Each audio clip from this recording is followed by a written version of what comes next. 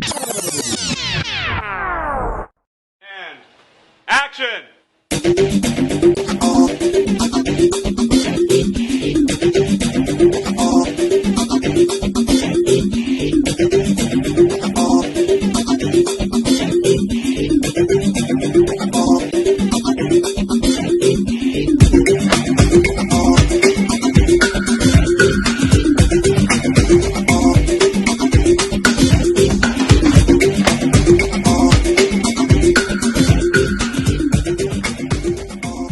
You disgust me. Grow up. How are you, people? Series 2 of What's the Script? Delighted to be back, even though it's only been a few days for the Series 1. Just look at Chris. He's stretching out his creases in his t-shirt. You had a wee accident, didn't you, mate? Yes. Spilt juice in his nice white t-shirt, so I had to go into the bottom of the drawer and pull out a t-shirt. He's probably not worn about 9 years because it's will be ironed in about 9 years. It's sunburnt this. With some of us came prepared for the movie. I generally wear this underneath everything I wear anyway. My Superman t-shirt. Aye, super prick. Super Johnny. So moving forward, folks, once again, thanks for all the support. Series 1. Series 2 will be much of the same. We just wee bits in added on, like this, for instance. We're going to start doing a wee disclaimer for no other reason than just to keep our bums out of soapy water, and that is the views and opinions are solely our own and in no way meant to offend or upset anybody. So we paraphrase, we do impressions, we don't take the piss. So if you don't like it, get to. All right. Chris is not saying nothing. No comment, my lord. No comment, my lord. I hate the way they say that in England. They don't say my lord, they go, my lord. My lord. Hello, my lord. My lord. Like Americans say Craig. Hey, Craig. So, mate, Series 2, I know, let's kick it off. I chose the opener just because of the way it felt, and I wanted to do Superman 2, 1980, the follow-up to Superman the movie, 1978, and 2 hours, 5 minutes, by the way. Aye. I was like, I didn't think it was that fucking long either. Aye. Is this the first time you've seen it? It's the first time I've properly watched it right through. Mm-hmm. It's like the same with my Superman films. See, genuinely the first Superman film I've seen start to finish was Man of Steel. Ah, amazing. It's just, see, like this, I get why a lot of people love it and all that. But I think it's like, see, if you were to watch the first Star Wars nowadays, you would go, eh. I know. Aye. There's a huge chunk of nostalgia, obviously, attached to this with me. But you've got to look at this through 1980s eyes, right? Remember, we were having a bit of a laugh back and forth about, because you're Marvel, I'm DC, and you were saying, Superman's shite, and I'm like, no, he's no. Like, all American fucking wholesome pish.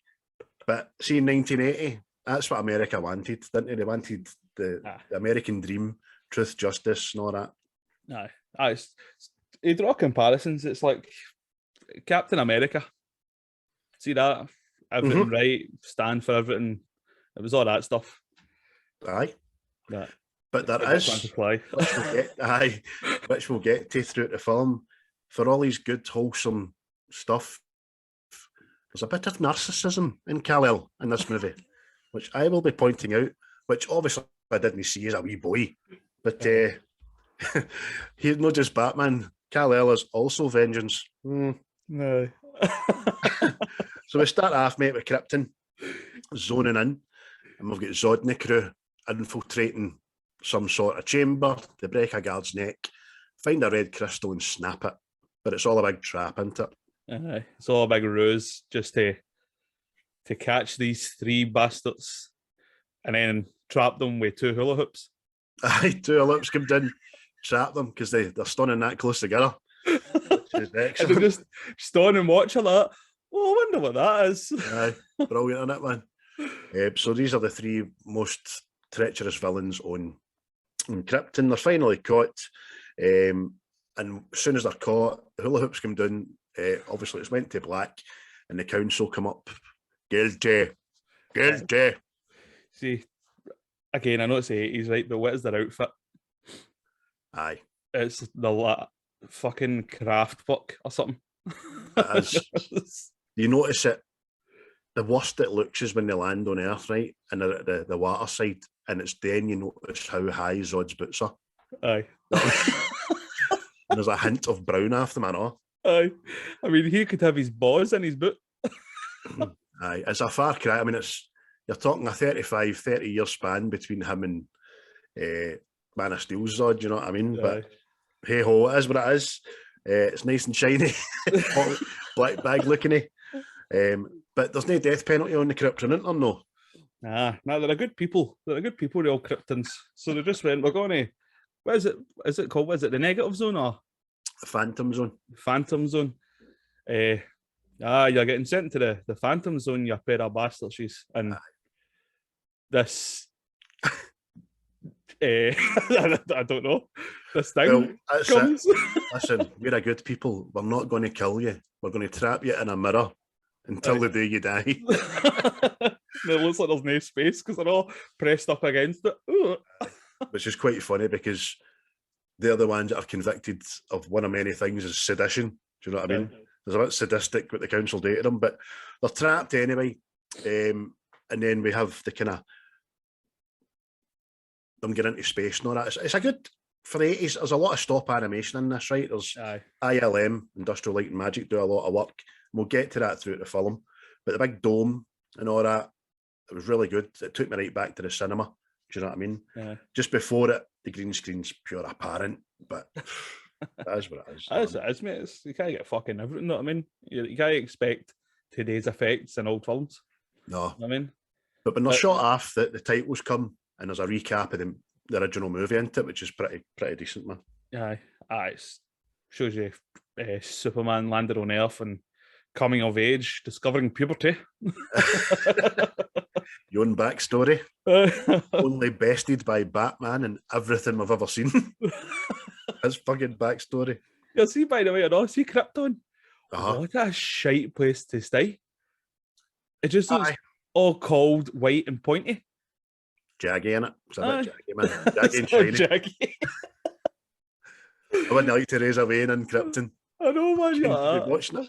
Oh, need to baby-proof this whole bloody room, man. Well, where's the soft play? Oh, that'll be the softer diamonds. It's a far cry fight again, Man of Steel's, where it's a bit more organic and stuff.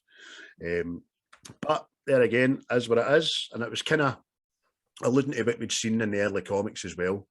And because of where the Fortress of Solitude ends up, which is another fucking a funny thing we're going to get to when that happens. So we've just opened it up. It's Clark going into the Daily Planet in it. And original Clark is so good because nobody notices him, and he's so happy and good morning, hey, how you doing? And he's about to say hello, and nobody gives a monkey's there. You can imagine that person in your workplace, couldn't you? Aye. Just a morning person, you just fuck off you. You know what I mean? Especially in the hustle and bustle, the major newspaper in that city, which is Metropolis, aka the Big Apricot, aka it's really New York. You know what I mean? I mean, as he's trying to say hi to everybody, isn't he? And just goes right under the radar. Nobody's got any time for him or fuck all. Nobody notices, so much so that it's time to turn his back on the hat stand, take his hat off, fling it up in the air, and it just lands perfect. Aye. If you ever get the chance, go into YouTube and watch the making of Superman 2. See how many times they tried that. That's what I mean, see the wee smirk. Do you think that was like... look, dude, perfect. Yeah, go on, brilliant. Take 9,362. They quickly learn that he's talking to Perry White, who's the leader of the leader. I am the leader of the newspaper. He's the chief editor of the Daily Planet. He's kind of Marvel's version of Jonah Jameson, you know what I mean? except a lot less fucking irate. Aye. And he's just saying that there's a terrorist take over an Eiffel Tower, isn't he, mate? Aye. He wants the information on these terrorists, but Clark being Clark, he's just terrorists. What's going on there? I know what I mean. Does Lois know? Lois left this morning. What, for France? Aye. In 1980. So I can only imagine Concorde's travelled to Metropolis, and between Metropolis and Paris at that time, because there was no shuttle, there was no tunnel. No. You know what I mean? No, definitely not. But so Clark's all worried as soon as he finds out Lois is there, and then Perry just keeps talking, turns his back on him. When he turns around, he's away. Aye, he's gone. I wonder if Hangme. See that? I wonder if they took that face Superman and gave it to like Batman, because that's his thing as well, isn't it? I just disappeared. Aye, talking to people and then fucking both he's away. Aye, but the Batman, we see it for the person he's talking to's perspective, whereas in this, you kind of see him ducking out and all that. But right away, this is a poorly written bit because he travels all the way down the stairs and out the building and into the nearest alley before he changes, which is stupid because the movie previous, he just opens the nearest office window, jumps out and changes, you know what I mean? Which you think Superman would. But that is what it is. Runs through the alley, changes, and he's off to Paris. How many shots does he go through? Oh, mate. Very good. Must have a standing order at Slater's. You in again? I've just seen you 2 days ago. I gave you 10. What you did with these shots, mate? You're a serial killer. Is that what you're a serial killer? Aye. Oh, fucking. Oh, but they're super shots, mate. They dump them. They turn into the Superman suit. Super shots. So the next time we're in fucking Paris, aren't we? And everybody's accent's amazing. Oh, it's super. Absolutely super. Even the terrorists, man. And one of the terrorists is Harry Potter's uncle. Aye. I think that's the guy for fucking, is it Naked Gun? Richard Griffiths. Aye, I'm sure he's in a Naked Gun episode. Right. Episode of a movie. You know what I mean? Aye. Well, it did used to be a series before it was a movie. Aye. Police Squad, it was called. See the way it starts with a wee police siren going through people's kitchens and all that. There you go. That's something you can watch after. But you're right, mate. Accents and stuff. Terrorists are up the Eiffel Tower. They've got a hydrogen bomb, which is a nuclear bomb to us fucking people in the present day and age. Demands money, I think it is, or they're going to blow up Eiffel Tower and most of Paris with it. They've got hostages and shit, haven't they? Mm-hmm.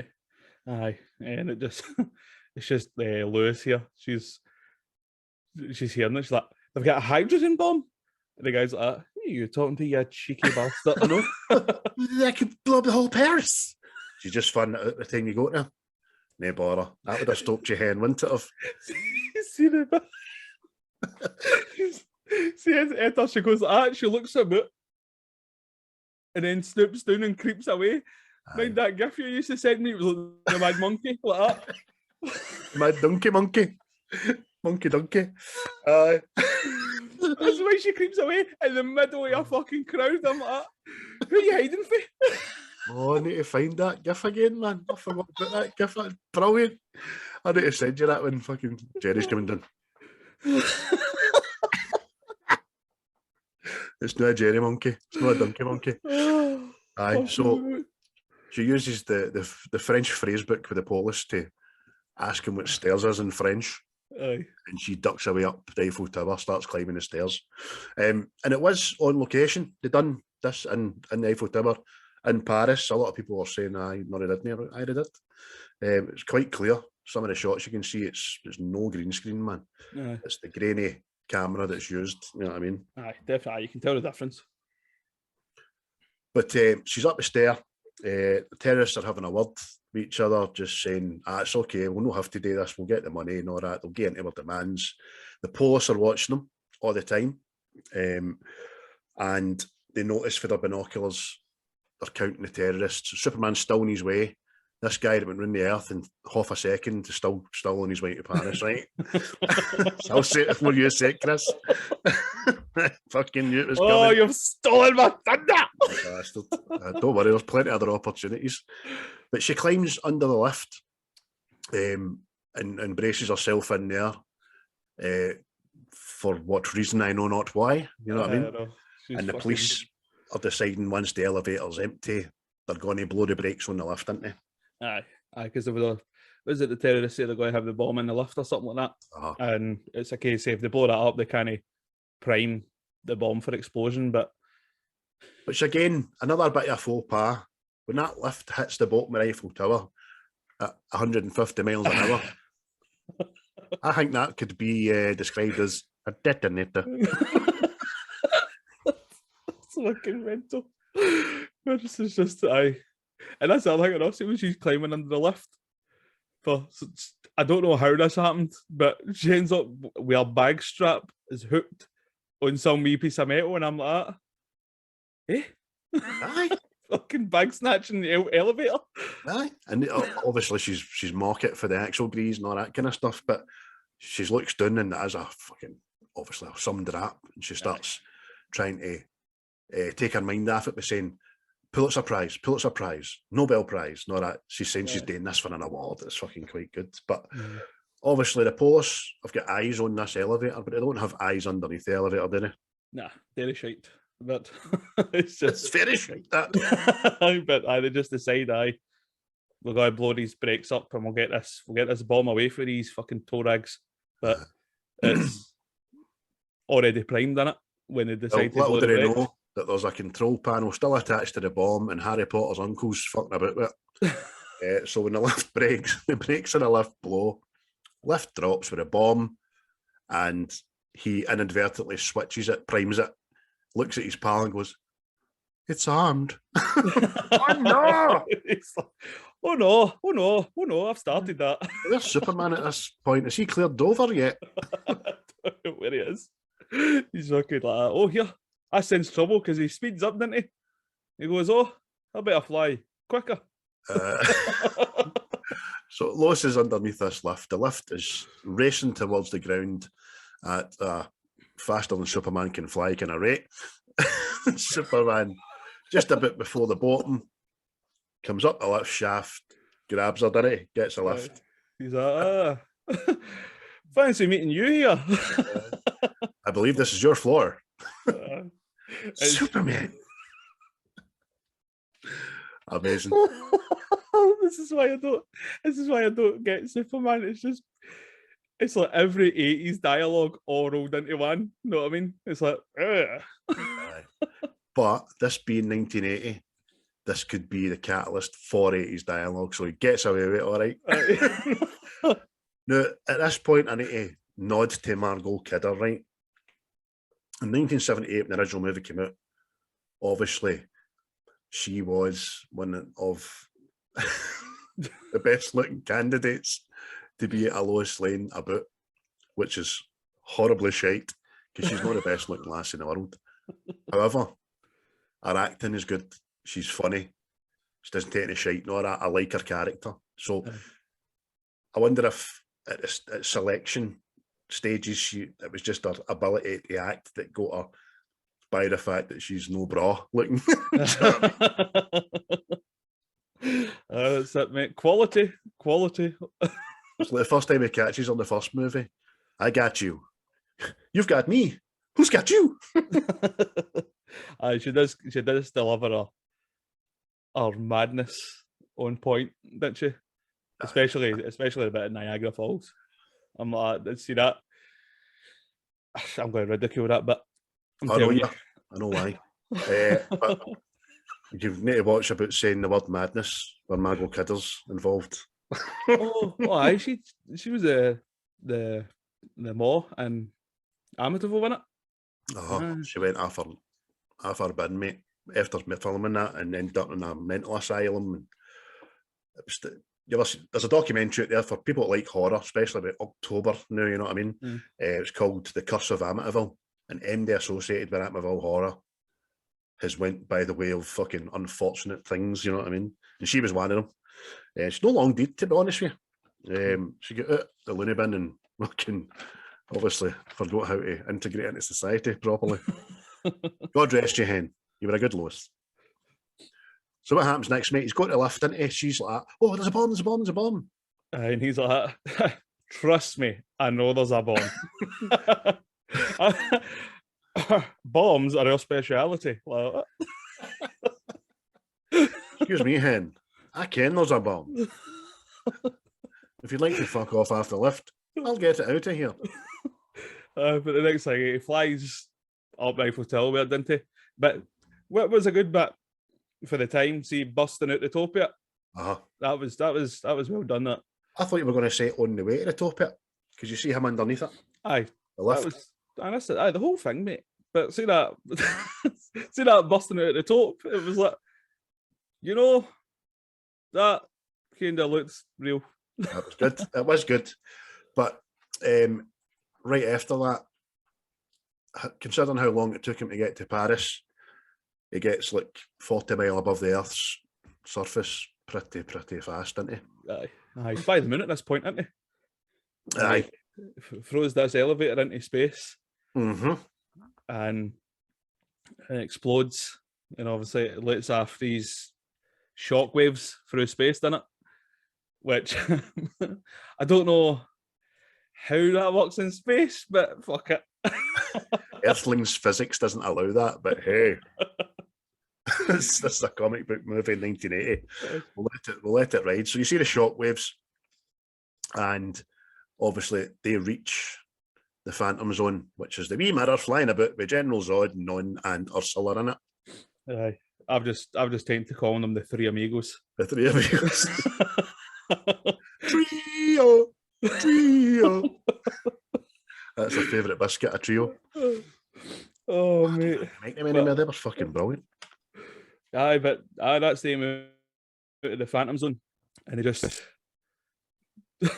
just look at it and go, oh. I know why they've been able to escape later in the film, because that one scenario that could let them escape happens, you know what I mean?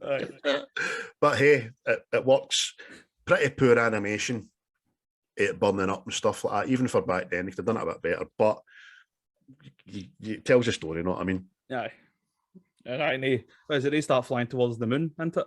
Aye, that's the nearest planet's the moon, aye. So start flying towards that, and then we cut back to Clark running across the road, going to his work in the morning. Aye, just Clark's there on one side of the street, sees Lois. Then, oh, hiya, how you doing? Hey, Lois is a guy's name. I know, mate. That's what I'm at. Lois Lane. Fuck off. Is that my boy, aye? That's my boy, Lois. Hey, Bernard, does it, aye? Bernard. But the next thing, Clark runs across the street and gets crashed into by a taxi. Not a person goes, the fuck do you have in the morning for your breakfast? Someone's had their Weetabix. A taxi in rush hour traffic that must have been going no more than 5 to 10 miles an hour, but caused such an impact in Clark's leg that the fucking full front end caved in. However, see, when I was 10, mate, I was walking down the town with Ian Warren, pal for school, just at the bottom of Hope Street, ready to go under a Haleman's umbrella, and a Yugo, I'll never forget it, a Yugo hit me in the leg, and its bumper fell off. And I never got a fucking... I swear I never felt a thing. I was like, oh. Were you wearing that t-shirt by any chance? Superman here. It was the first thing I thought it was that film, man. Ian's looked at me and went, oh, did you feel that? You all right? No, never felt a thing, mate. Specs off. Hello, here we go. And then some mad bastard gets out the motor. You wee prick. If you remember a Yugo for the early 90s to the late 80s, oh, fuck Jesus. No wonder a bumper fell off. Surprised it never caved itself in. But he's shouting Lois. Lois. As usual, Clark Kent, he fucking hits the car and end up at the office, didn't he? Yeah. Aye, and what is it? Lewis. Lewis. Lois. Lois. Lois. Lois. Lois. It's all shite jobby. Fucking. I'm totally fart. Aye, she's got a new health kick, isn't she? She's fucking talking about, oh, you get so many, what is it, vitamin C in your body, it keeps you alive or whatever. Like, she's telling Clark all this while she's got a fag hanging out her mouth. A bit like Begbie when he's drinking the whiskey in the pint and saying, don't put any of that shite in my veins. You know what I mean? It's not in my body. But aye, she's wasting a full pack of oranges, isn't it, to get half a cup of juice. A thimble full of orange juice. And Clark does what Clark does, and can I have a shot? And crushes his thumb and all that. And see, I'm no Superman. Get away. But then pan to the prison. We've got Lex and Otis. Dun, dun, dun, dun, dun, dun, dun, dun, dun, dun, dun, dun, dun. They're rotting in the laundry. And I thought it apt that he was in the jail, that wee guy, because I'm sure he was a wee guy that was bummed in Deliverance. He was, mate. Aye. Roundly bummed. Squeal like a pig, boy. That's horrible. I've seen that once, mate. I can't watch it again. I'll watch it when I get lonely. Jesus Christ. You've just, oh no. I've just got fucking visions of you with a peanut butter whistling on the dirt. Dancing about the living room like Buffalo Bill. I'm crying over you. Oh dear. Put some lotion in the basket. Put the fucking lotion in the basket. Yeah.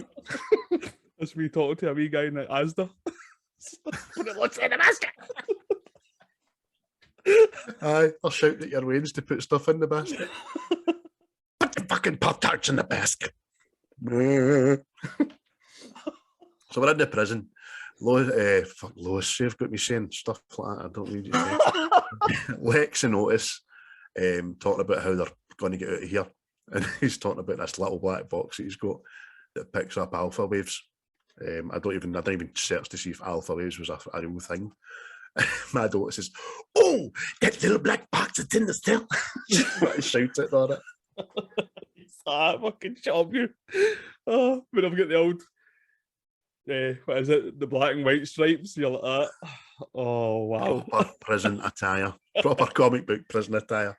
But Lex is basically saying his wee black box picks up alpha waves, which no other radar in the world can pick up. So he knows where Superman's coming and going. And he's made this. Doesn't pick up the fact that he's on the Daily Planet. Fucking all the time.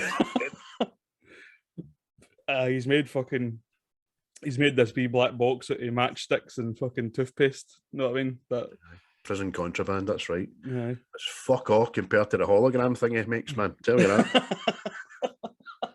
So they're going to track Superman. They know he's going north. As soon as he gets out, he's going to investigate.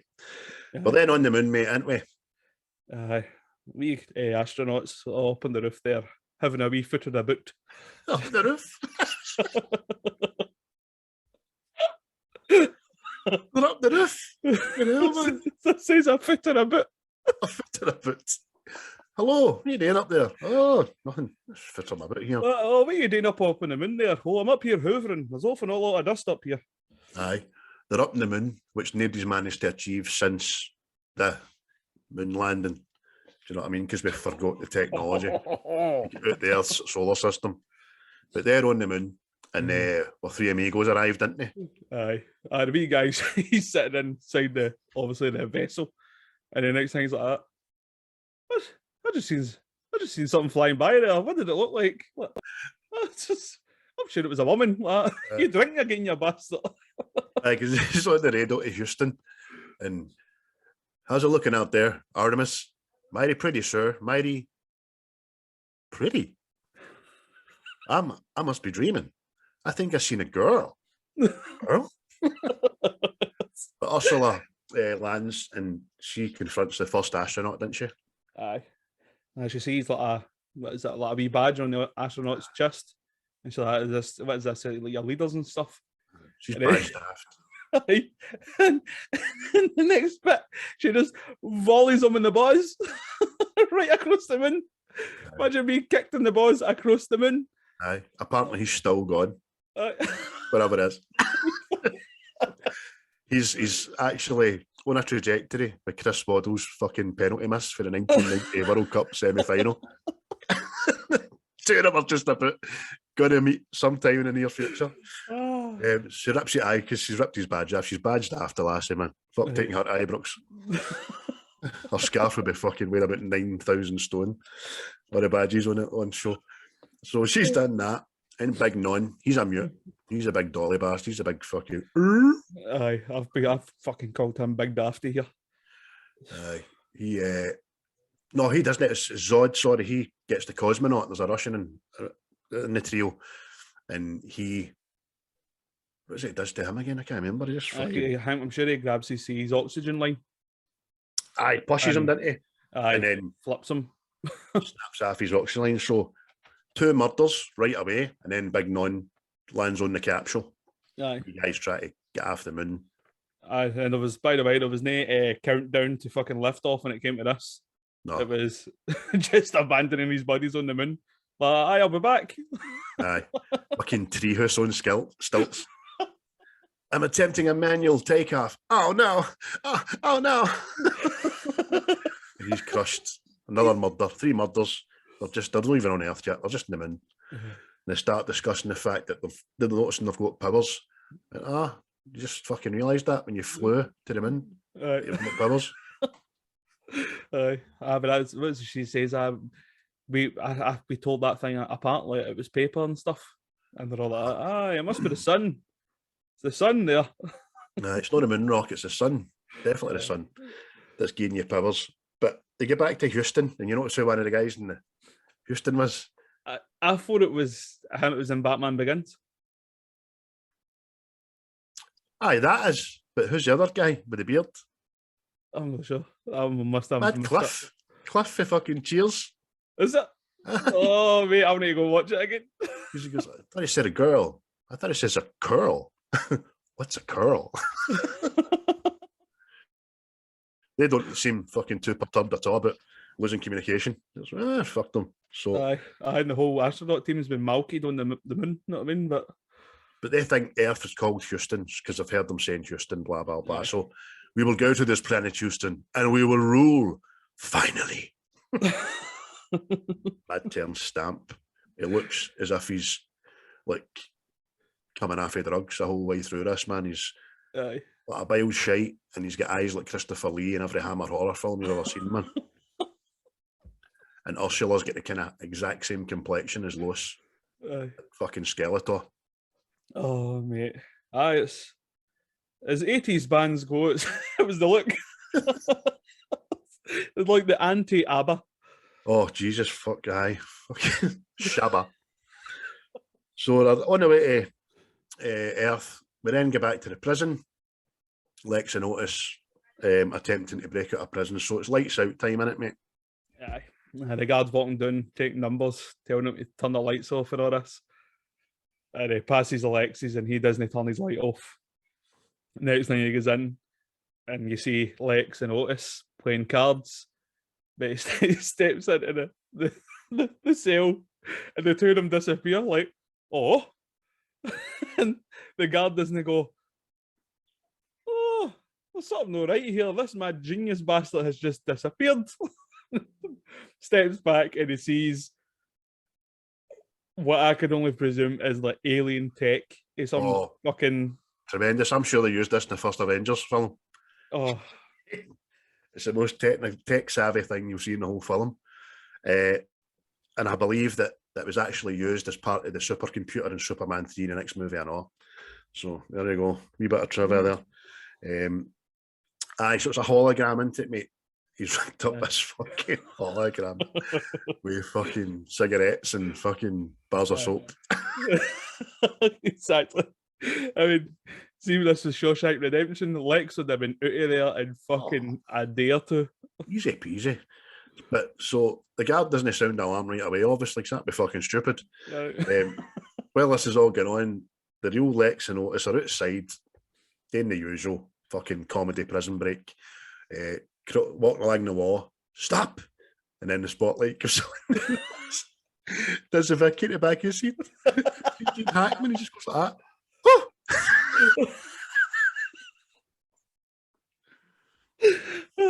Fucking love Gene Hackman. He's one of the best actors about.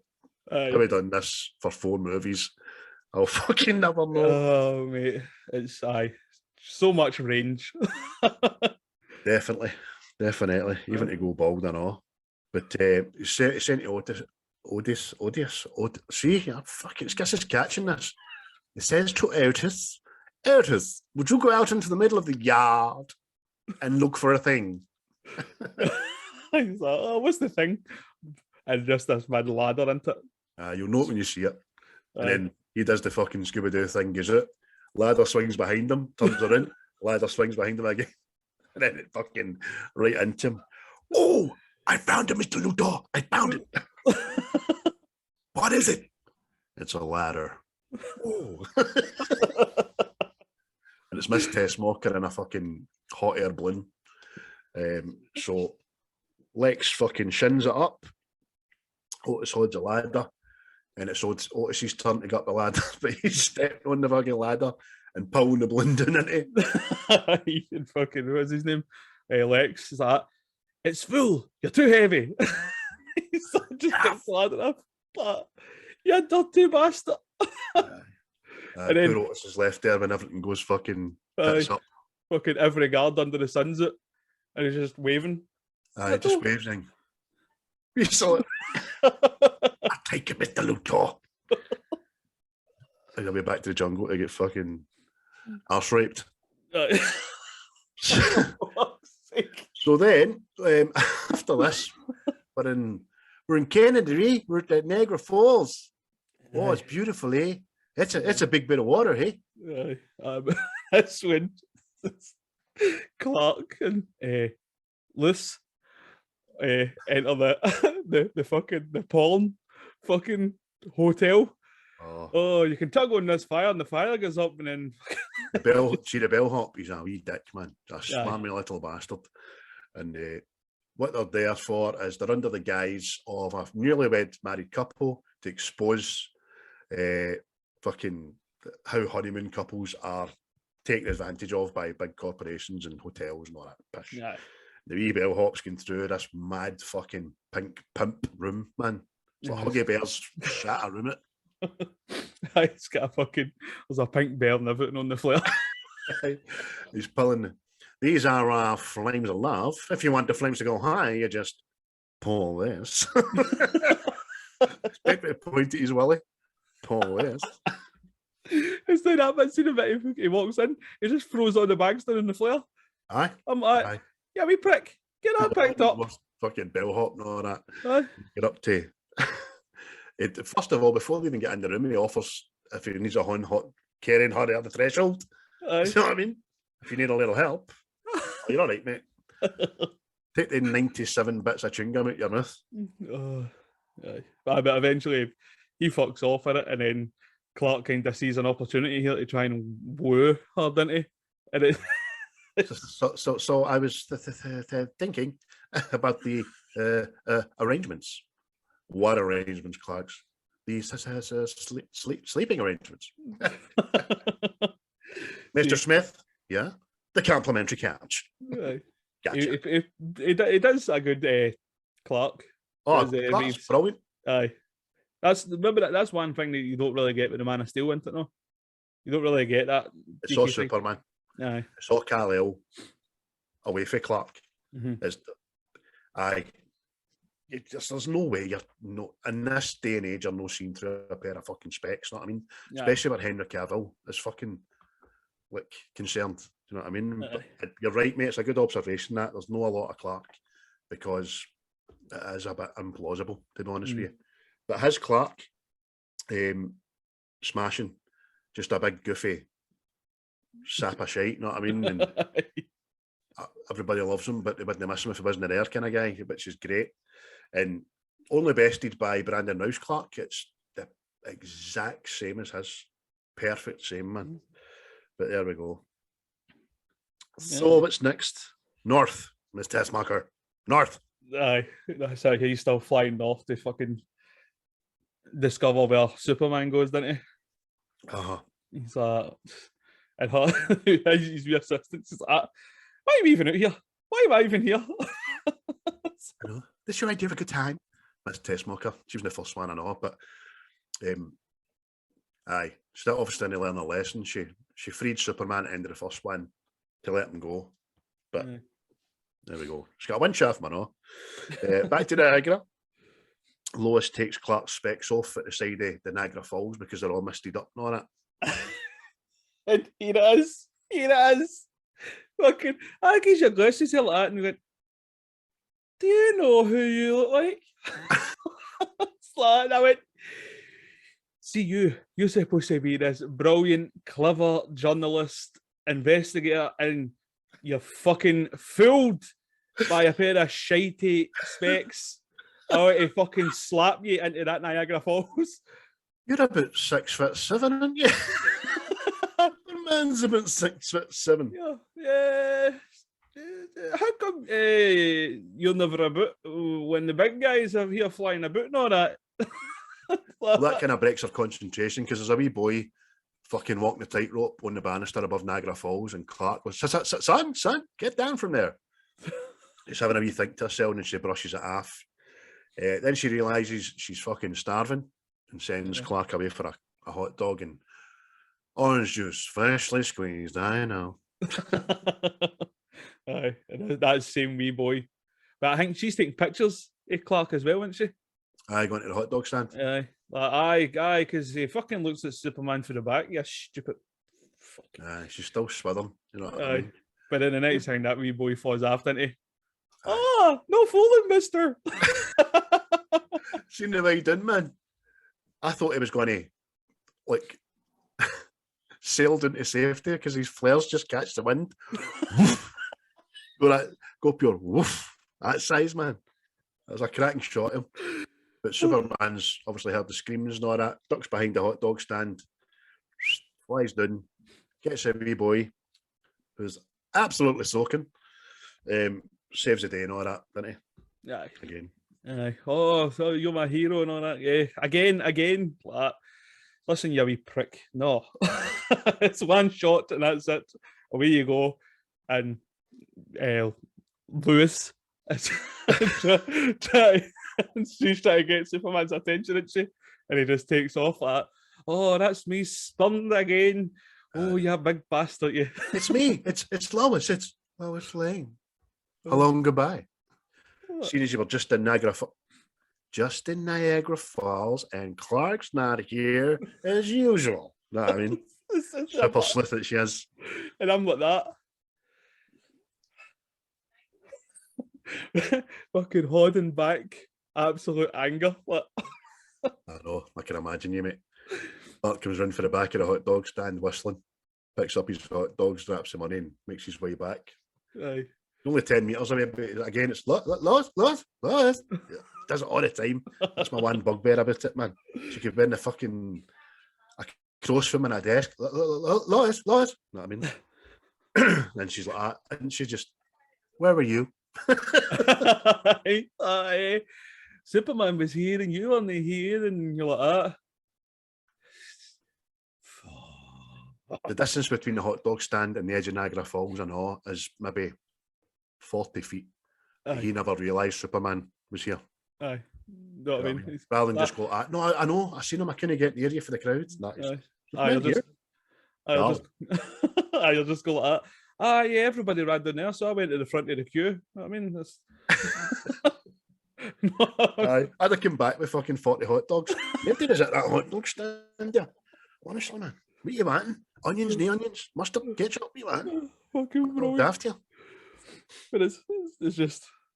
Nah, that was always my gripe as well. See, with Superman, I'm at... Not a soul can recognise you, who's on the telly every time you do something brilliant through a set of specs. Aye. I'm like, I don't know. Like like you've said, today's day and age, it just doesn't cut it. Aye. By being on every kind of platform you can possibly be, people zooming in on the photos. It would have been, you know what I mean, specs didn't cut it. But again, this is a more innocent age, I suppose. No Country for Old Men, is it? more innocent times. You've been sitting in that for fucking you're 7 fucking right to have. podcasts. Aye, all right then. So next minute, we're in the North Pole, and Lex and Miss Tessmacher have basically arrived at the Fortress of Solitude, didn't they? Aye. It's fantastic. Fantastic. Aye, he's impressed, isn't he? Aye. Oh, it's a heady as this architecture, this design, and I'm like, you've walked into a cave. He loves a jaggy thing. Well, so did mate. So did did you cry him? Fucking Kevin Spacey. He fucking tried to create his own land, didn't he? In the shape. So he did. Darker, right enough. But Lex is well impressed. The structure, he says the architecture goes way beyond human physics and blah, blah, blah. He's just in the door and he can see all this because he's some man. You know what I mean? Finds a control panel, doesn't he? Aye. And he starts footering about with these wee crystals, doesn't he? Mm-hmm. Starts putting them into place, and it's then that he finds out this is like an archive sort of thing, isn't it? He says to us, give me that crystal there, that one there, and I'm like, they're all the bloody same. The big one. And these are all, as you say, mate, it's the archives. This is where, in the Superman 1, when Kal-El leaves Smallville, he walks to the fucking North Pole, which is no fucking mean feat, but we'll get to that fucking shortly and all, let me tell you. And he spends the next kind of 10 years there learning about humanity and history through the archives and blah, blah. By the time he's finished, somebody's changed him and he's Superman. Whoa, put this on me. Oh. So Lex is obviously thinks this is all amazing. Tells her it's an archive. They're not here. They died long ago. Blah blah blah. That's when he find out about Zod. He finds out about Zod, innit? Because lucky that, wasn't it? It's like Hannah, wasn't it? I love it when a plan comes together. So Lara is saying that talks about the three criminals for Zod, the trio, as you say, mate, and we have thingied them to the Phantom Zone. However, just one thing can break them out of the Phantom Zone: the fucking shockwaves in space for a nuclear blast.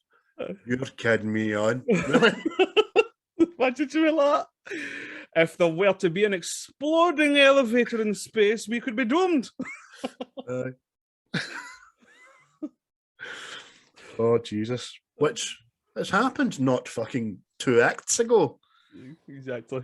So he finds a suit, says to Tessmacher, wow, these criminals sound like my kind of people. If we could get them on board, nor that, if they're on their way to Earth. Why would he know they're on their way to fucking... I don't know. They could be fucking quite handy. So back to Canada, mate, and the wee scene that I've fucking entitled Bye Bye Baby. This is... I'm just calling her Lewis.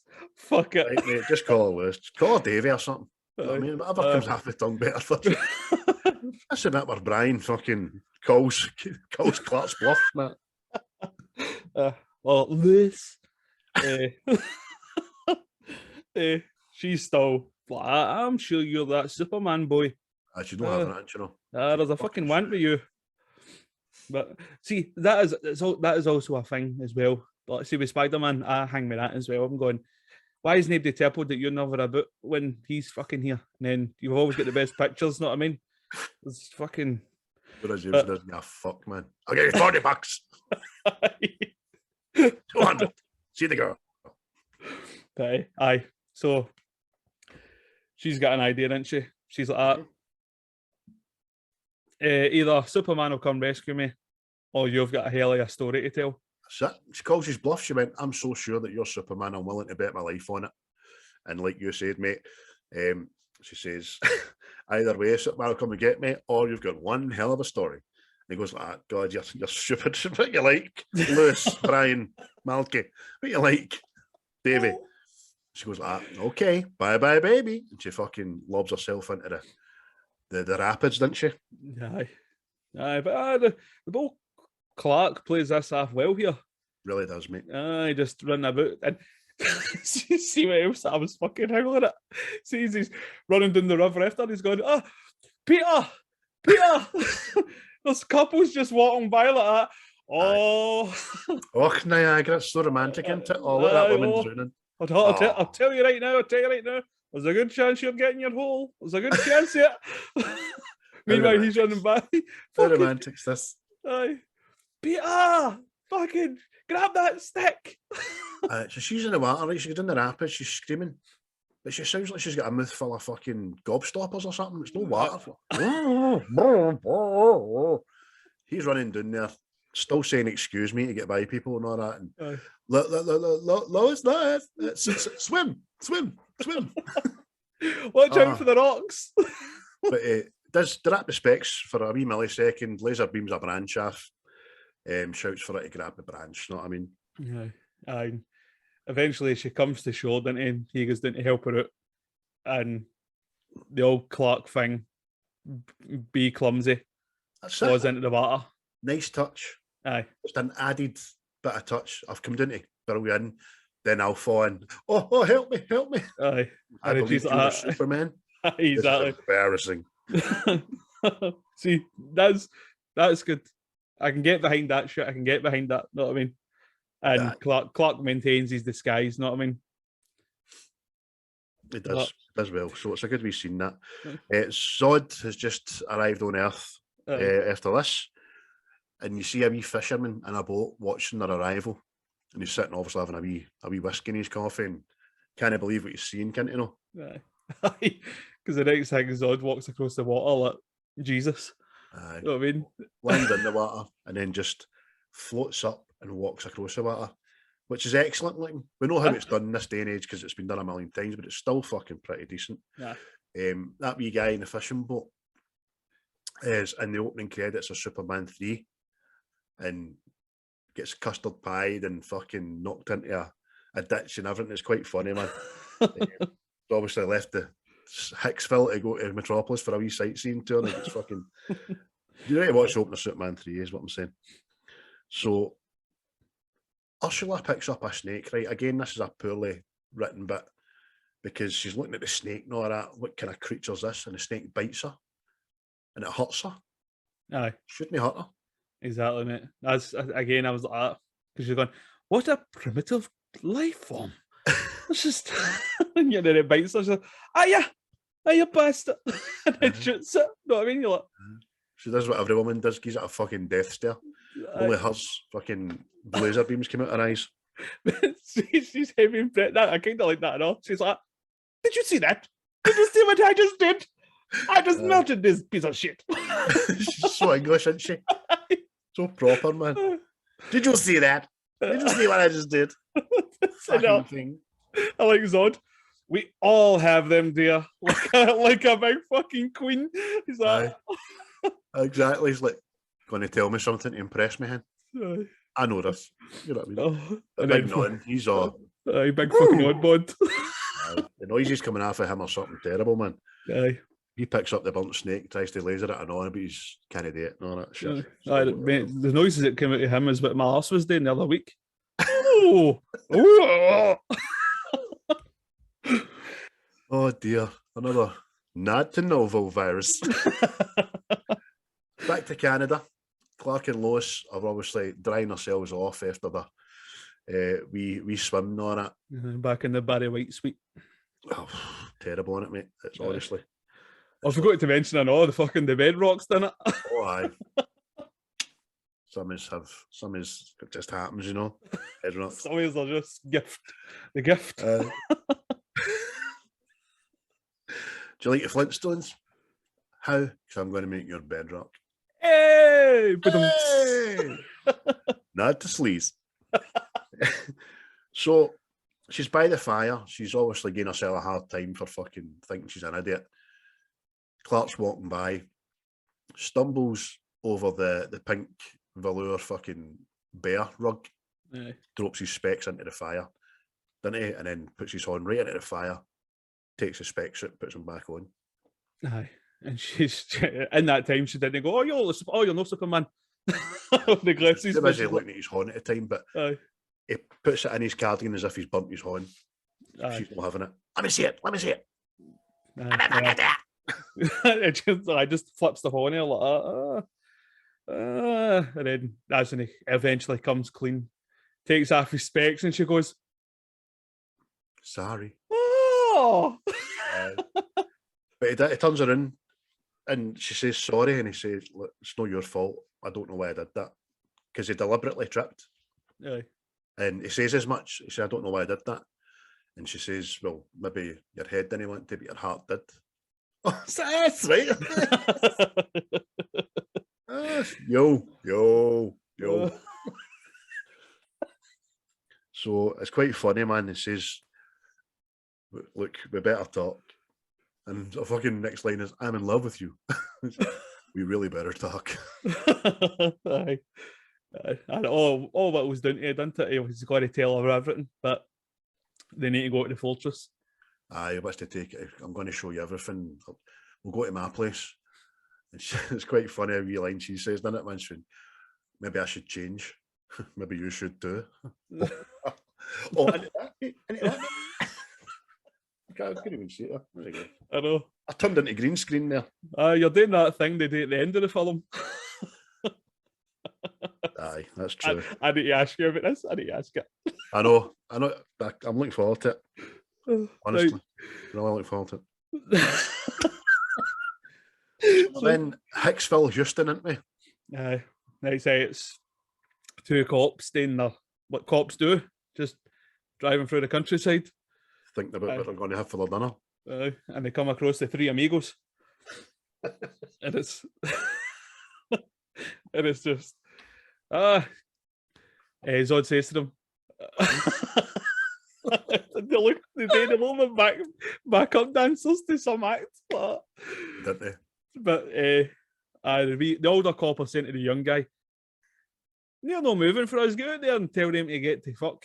Lay down the law, son. Aye. Let some bitch just give me an order. He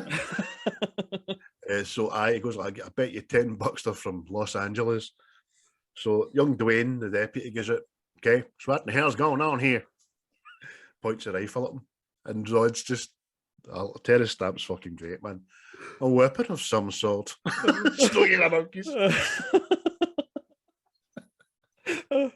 A noise stick. A boom Primitive boom stick. Noise maker. But he's looked at the siren on top of the police car. He says, I like the flashing red globe. It reminds me of our Krypton sun. But the wee speaker's doing his dinger in, man. See that bit? The cop shoots the woman, and it does the effect, and he goes, "Holy skunk sweat!" Aye. He nearly fell off the couch. Aye, well, Zod has used another new power. He heats the gun up so the deputy can't hold it, and then floats it back to him, floats the gun back to him, and he's looking about it, shoots his cell and all that. That's what he says. Holy skunk sweat. Oh, that's brilliant, man. But he throws the gun away, doesn't he? And the wee deputy, he runs away to hide.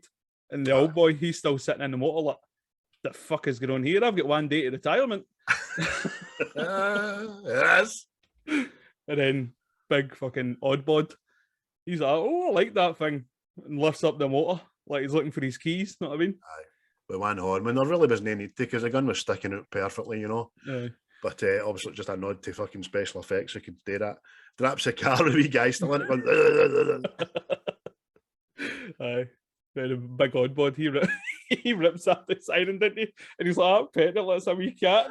He tries to offer it his odd first. He's like, fucking Bobo. No, I mean, mad Terrance Stamp. Oh, mate, tell you, man, he's brilliant in this, by the way. Just plays that I'm better than you sort of thing, know what I mean? I totally believes that's it, mate.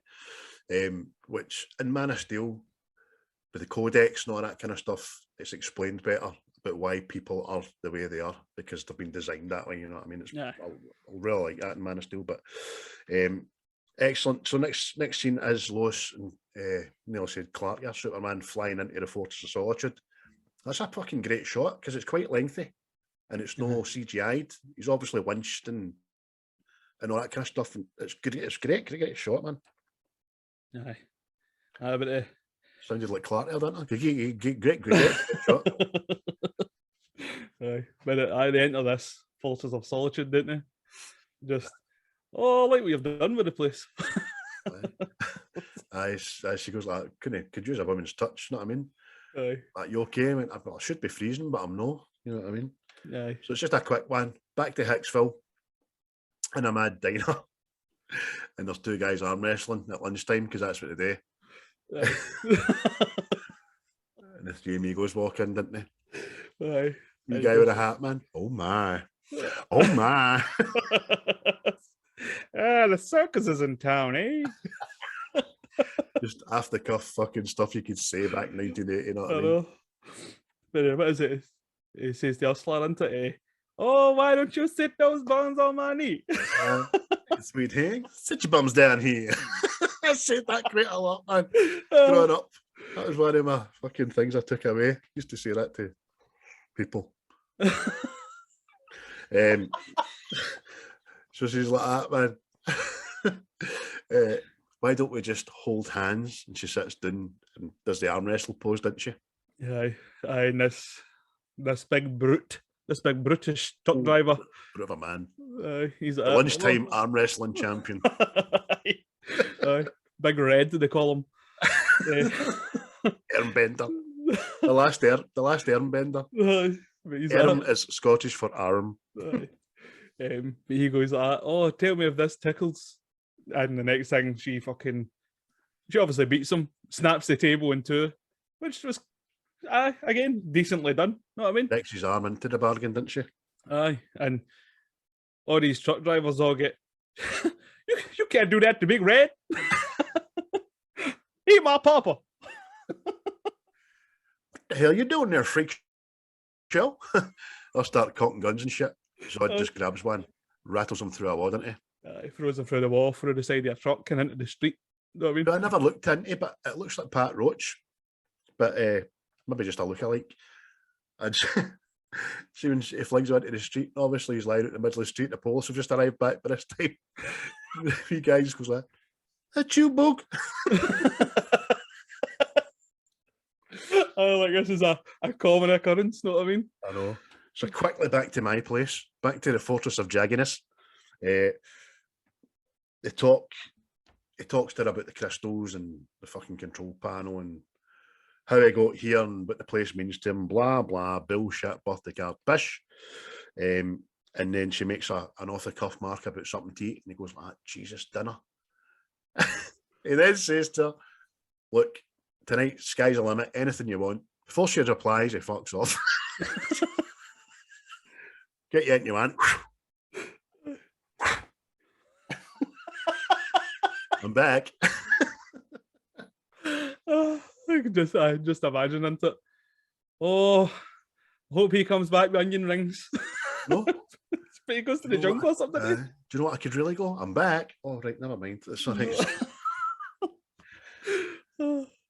There's part of me thinks, Superman must have walked into the shop. Hello there, citizen. I'll have the beans. Fucking brilliant, man. Do you have Heinz tomato soup? Because he comes back with fucking... The scene alludes to the fact he's went all over the world for his ingredients, but he's only really picked 2 flowers in the hanging fucking gardens of Babylon or something. And then he arrives back with a brown bag full of messages. These 2 flowers. Oh, brilliant, man. It goes back to this wee tune, doesn't it? Back to Hicksville, yes. And the 3 amigos are still kicking off. And then that's when Zod uses his magic finger.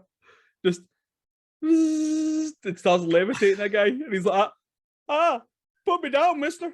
Aye, and at that time, the guy's son from Houston, America, runs out with the most English accent ever.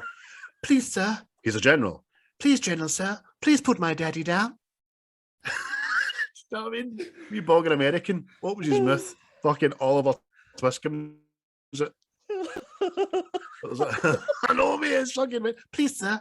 Please put my daddy down. He's done you no harm. He cannot fly. Please lower your index finger with the blue beam. That would be most appreciated. Have at it. See was that really a power that Superman had? Did he have that power? I don't think he knows about it if he's good. maybe it's it only transpires if you've got an evil gene in you. I don't know. But then again, I never knew Superman could fire out symbols for his fucking chest either. Don't you dare take that away from me. And then the other special power that we'll get to in the last scene as well. Jesus fuck, man. But there's a news crew there by this time. Zod decides that he's going on the camera and all that after like the army arrive, start fucking blowing up shit. Nobody dies, obviously. Although I think nobody's coming out of that helicopter crash, to be honest with you. Yeah, I had no chance. But it's Zod's like, who's seeing this? Well, everybody. Carry on. I know. Then the next time he says it, this is the whole planet. The whole planet Houston. The whole planet Earth. You fucking idiot. But they get this general when the army arrives, man. You're a general. Who do you answer to? I answer only to the president. And he will answer to me. I will bow before Zod. Brilliant, man. Big on board, he catches a rocket and everything, doesn't he? Just snaps it. Just snaps it. Doesn't explode or fuck all. Brilliant. Helicopters arrive. He goes like, this Ursula thinks this is hilarious. Look, they need machines to fly. Be nice to them, my dear. Blow them a kiss. And when they start using their blowing powers, even Superman does it. They need to put their hands on their hips when they're doing it. Aye. Mate, see, obviously, see, for the time you take it, see, that, it does look like fucking pure mad destruction, you know what I mean? Aye. It's models. I've seen it, obviously. I looked at this, the making of it, stop animation and a lot of models and stuff like that. It looks a lot better, man. Huh? Try to CGI that back in the days, again, it's animation, and it doesn't work, man. So the helicopter goes into the barn, explodes and all that. I think that maybe did, you know what I mean?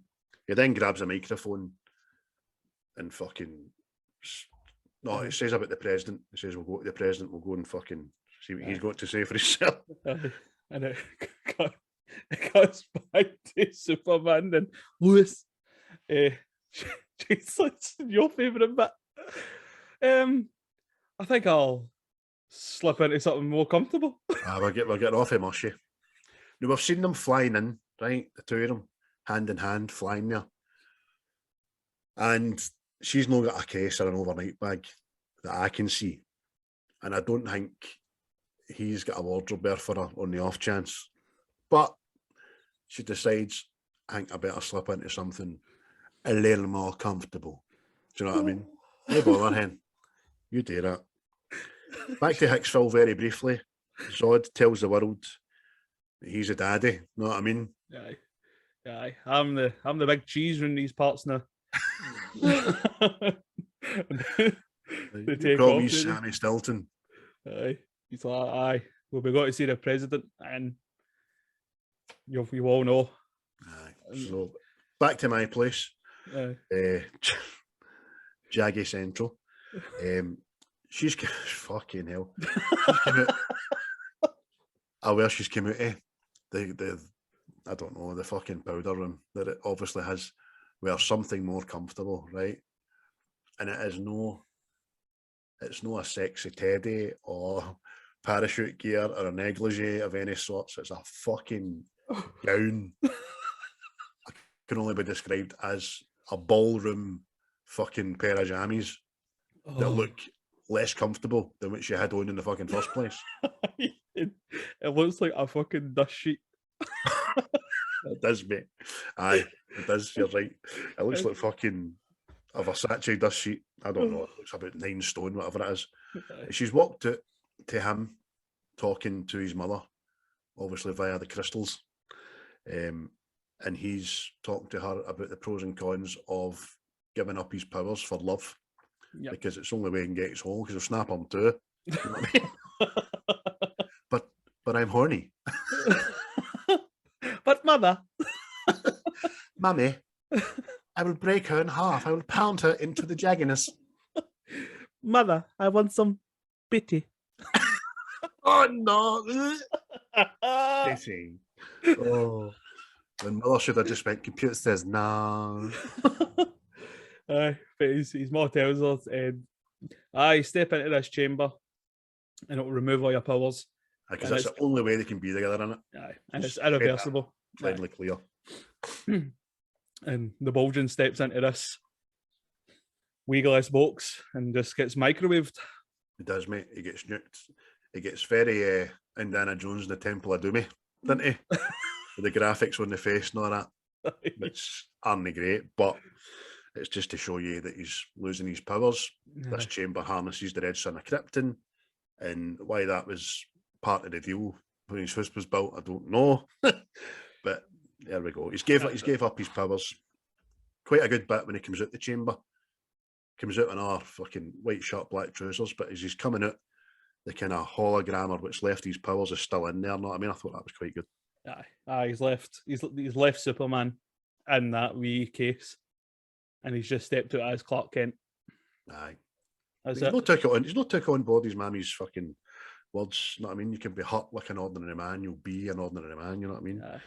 Yeah, you'll be immortal like one of them. But Lois is she's swooning at us, isn't she? Davey loves it, man. Big Peter, get in my bowl. Yeah, he knows loving it, man. And the next thing they go up to a fucking, what is it? I just called it, what did I call it? The tin foil sex swing. That's actually a better description of what I called it. I just called it super bed. It's into the super bed. You're right, mate. It's like a constructed sex swing made out of tin foil and fucking space sheets. Space sheets? On the things that you give somebody that's just ran a marathon. Fucking insulating tin sheets, man. Fucking, oh, mate. Oh. Aye, that nearly broke me when I seen that, and I was like, aye. Oh dear. So while he's leading her up there with something more comfortable on, the trio are defacing fucking Mount Rushmore, know what I mean? Into their own faces, which is quite cool, man. Yeah. Like that. Then the next scene, you just see the two of them lying in the super bed, sex swing, tin foil thing, all loving it and shit. It fucking looks freezing because that looks like plastic sheeting, or are they like fucking pillows and all that? It's fucking alright. It would make me a turn on it. Oh, it's like being wet in the bath. Fuck that bed, you deefen yourself. Like the memes, man. No memes, like when I used to be on TikTok, cunts used to fart microphones and all that. Dialed up to 10. So next thing, we're at the White House. Oh, aye. And which is obviously preparing for Zod's arrival. Aye. The three amigos, they attack the White House, don't they? Every time you say that, I just think a Chevy Chase. Wait, see when I was saying that last night, I mean, I hope he gets that. I love that movie, mate. I thought it was funny. My mammy used to get me to do the thing. Three amigos. I mean, great film. I'm going to download it. Fuck it. But, aye, they attack the White House, don't they? And they're just giving everybody a scheme booting. Have that. I saw the soldiers and all that into it. They're taking the guns after them, blowing up the guns. She's again back to booting people in the balls for fun. Big oddbod. He's just throwing whatever he can at people, isn't he? Just putting people through doors. They're taking on the bullets, snapping guns in half. And that's basically like they get to the Oval Room, didn't they? Aye. And the president is sitting surrounded by his entourage. You're the one they call the president. I be he. But then to come out here and kneel before Zod, and obviously the wee guy comes out and does it right away, but Zod's like that. Nah, somebody that rules over people. You kneeled too soon. Aye, which is quite the real president. Aye. I like that. He knows the script, man. He knows that somebody of his, what he believes to be his stature, would never fucking bow when he's got the leader of men. You know what I mean? Aye. One who leads so many would never kneel so quickly as his words and he's right. Aye. So then this wee guy comes out. I'm him. I'm the one they call the president. And he words it like a president because he does say, "If I kneel before you, will it save lives?" And he goes, "Oh yes, including your own." He's a big diva, isn't he? Oh, he's fucking brilliant. He says, "What I do now." So he kneels on it, says, "What I do now, I do for all mankind." Mm-hmm. But he tells him, doesn't he? And there's one man that won't kneel to you, and that's Superman. And so it's like, who is this imbecile? Who's this imbecile? Oh, brilliant, man. Then we will get him before me. But see when the president kneels down, he goes like, "Oh God." Terrance Stamp just goes, "Zod." That was good, man. That was good. Applause for that. Aye. But fucking it gets to this one. Oh.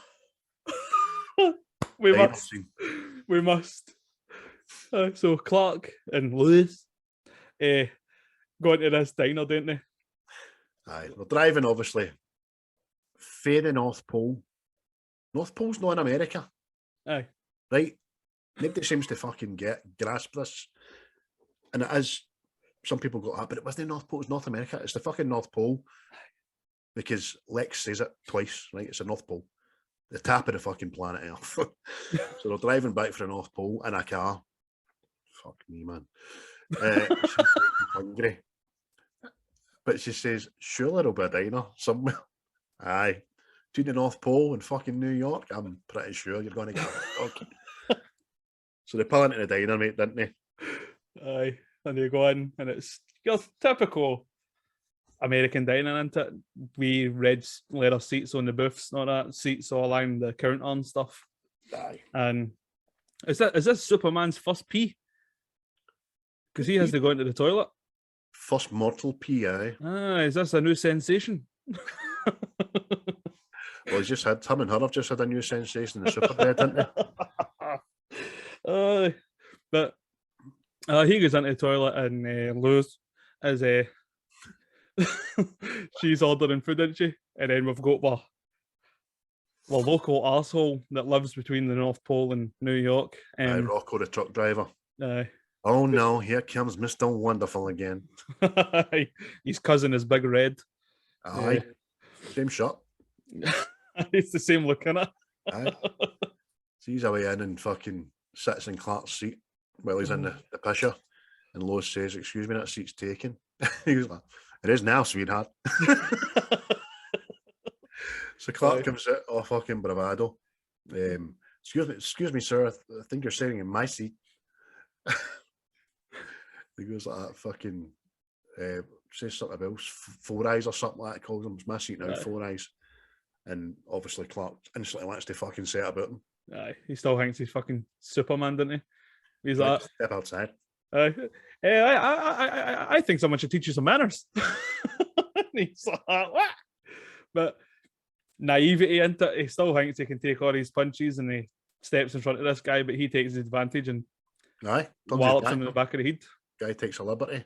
Aye. Puts him through a fucking glass plate screen thing. Aye. That's when he's lying down and he says, "It's my blood, I can see my blood." It's the first time he's ever seen his blood, apparently. And gets up again, to his credit. But Rocco just kind of rattles him again. Aye. Gets him doing all that shit. Aye. Kicks the shit out of him, doesn't he? And then eventually Rocco leaves, and our hero is smitten. He's on the floor, defeated. So the diner woman goes like that, "Look, that's it, drama's over. We'll put some fresh coffee and we'll put the blacks on." And that's when you see Terrance Stamp in the White House. And this is the first time that Lois and Clark have known about Zod, didn't they? But obviously Clark knows about Zod because he's been taught Yeah, but that's you see the president going, "Oh, Superman, help us!" Not that, and Zod takes the mic. I challenge you! I challenge you, Superman! I call you out! Coward! Kneel before Zod. So Clark then decides, I've got to go back. Lois like, you can't. You're not to blame. You never knew. Aye, you know why I never knew? She was getting his hole. But she says, I've got to try, damn it. But obviously, he's getting on the motor and he decides to walk to the North Pole from Midtown America. Aye. In a summer jacket and a pair of shoes. Aye. After being kicked the shite out of, really. Aye. But he makes it, doesn't he? I makes it. Not frostbitten or fuck all. But he gets in there and he's like, oh, I should have listened to you. Help me, Farah. And the light switch must have been up high where you can only get to if you're flying to. Aye. He's not turned the lights on. It's a bit of a shithole when he gets there. As you say, mate, he's starting to talk to nobody. Father, I need your help. And then at the corner of his ween, he sees the fucking green crystal starting to glow. In the dark. Aye. It's convenient that. You didn't want to believe in that line about. No. And as we know for the previous movie, the green crystal is the crystal, mate. Yeah. But we don't see how he does it, but it just looks at the crystal and then it pans to Zod. Lex and Zod, really, isn't it? Yeah. Lex gets to the White House waving a wee hanky. He's like a Barcelona fan when they're playing shite. But it gives you a wee bit of dialogue as well, doesn't it? The three amigos talking. Oh, you're the leader of the world now? And he's like, and I was the day before, and the day after yesterday. And it's just like that. He's like Megamind, isn't he? Bored. My nemesis is away. But it's quite good. So Lex comes in, and Lex Luthor, the greatest criminal mind of our time, blah, blah. And then they're ready to just, you're boring me. Kill him. Goes, wait. I'm the only person that has, he knows who Superman is. Aye. He tells him. He says, Zod gets so excited, didn't he? Yeah, I can give you Superman. And that's that. Oh. And he goes to me and said, like, I don't understand it. And he goes, name your price, human. I want Australia. And I was like, what? What? Why Australia? I don't know. It's just the good bit leading up to it is he's in the Oval Office at the White House, decides to sit in the president's seat, puts his feet up on the president's desk, lights a stogie, he's talking to Zod, know what I mean? This guy can just snap him like a twig, and I've always had a penchant for beachfront property. What do you want? Australia. I don't know why you done, mate, but oh, fuck. I was hoping it was into the next film or something, and I explained it. But I was like, there's a theme with Lex and real estate through all the films and the comics and all that as well, because obviously it's the main premise is Superman Returns, Kevin Spacey. He wants to make fucking real estate, know what I mean? And Lex tries to do it by dropping California into the fucking ocean in the first film. In this film, he wants Australia, and then there's other bits and bobs. Hey ho, there you go. That's your Lex Luthor fucking masterclass here. But from one bald man to another. So, the three amigos. Aye. They attack the Daily Planet. They do. Both made it back there in jig time. Obviously, she get the motor right enough. Aye. But the three amigos, they've walked in and are just causing absolute havoc, aren't they? Just crashing through walls. Perry White's graphi's not about where's Clark and all that. Well, I need all my good reporters. At the time, the world's getting taken over and he's nowhere to be seen. Not telling you. And then you hear as if a bomb's going to drop, but it's the arrival of the three amigos, as you say, mate. Yeah. They all walk into the office, didn't they? Crash through the wall and stuff. And it's just the chief, Hackman, the newspaper, throws this big fucking ornament at Oddbod. He goes, dong. Aye. And then knocks him out with a fucking ceiling tile. Aye, punches the table, then it splits it. Like fucking good. the Flintstones and all that, and then lifts them. Bang. May that be a lesson to you? Aye, that's a ceiling tile, that's made of fucking paper mache. I'll knock you out. But again, good for its time. So Perry's knocked out in the ceiling tile. Zod instantly, you see fucking Lex coming into the back of him. All these fucking powers. Do you think the dummies would learn to use a doorknob? Know what I mean? Hi, everybody. It's me. It's Lex Luthor. And Zod goes, you told me you'd be here. Well, I told you that I could get him, but she's the next best thing. Tells him that Lois is his bird. Know what I mean? Aye. But they're not for buying it. They're thinking about doing him in. That kill him. But just as that happens, oh man, appears at the window. You see the papers starting to flitter on the paper stand, and you hear the cello coming in. Dun, dun, dun, dun, dun, dun, dun, dun, dun. I am back. The green crystal gave me powers. Aye, it's good. And I like that. Gets to outside the window, floating out there, and says, "Excuse me, General, would you like to step outside?" Superman. See, this is a bit like I like this bit. Actually, I did. See, the fighting and all that. Mm-hmm. It was actually well done because he's like, obviously they follow him, they go crashing out the windies and stuff, chasing them. And well, there's a bit where she's flying about in midair, and she's like, it's like, you're in a surfboard then. Aye, lazing fucking listing lazily to the left. But aye, it's just what is it? Zod as uses his laser thingies to throw up this wall or something in place. See this big concrete wall. Chases them, go to a construction site. They kind of have their fucking bit of dialogue and all that. We were beginning to think you were a coward. He says, I'm not a coward, Zod. And he goes, well, you should die like one. And he gets a big concrete wall and flings it at Superman. Superman laser beams it. A lot of concrete falls on the poor people down below. And there's good back and forth fight scenes between them all. Mm-hmm. The next one, Ursula gets a flagpole because no one's holding him. Aye. And then tries to fucking rattle him. Superman ducks it. She rattles none. And the guy goes, wow, home run. Which is another thing I use, man, when I see somebody getting lettered. But it's fucking... Does he not go crashing into the Chrysler building or something like that? Big antenna thing. Aye. And it's the one thing I would take away for this. Like, should it done? But it's like how high that building is, know what I mean? It's massive, right? So this big antenna's falling down and everybody scurries, right? But this one woman who has a fucking pram with wheels. No, all she has to push it and she's away. She goes, help us, man. And I'm like, move, you stupid bastard. Didn't even have to move that far. All she had to do was go into the building that was there. Aye. But she done the classic fucking. Aye. But that's true. There was a study done, right? And I think it was 8 out of 10 people. If something's falling in their head, they will do that instead of moving. And the other thing is, if you shout duck at somebody, they don't duck. They go like that. I know.